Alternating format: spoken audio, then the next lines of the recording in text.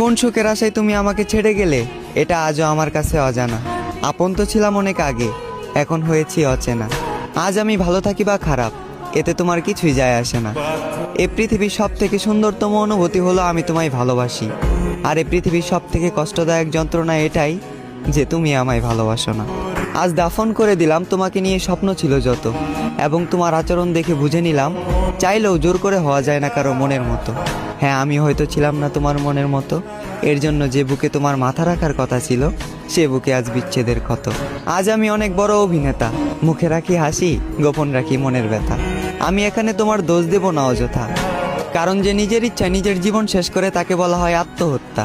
হ্যাঁ, আমি নিজের ইচ্ছায় নিজের জীবন শেষ করেছি, কারণ আমি নিজেই বলেছি ভালোবাসার কথা।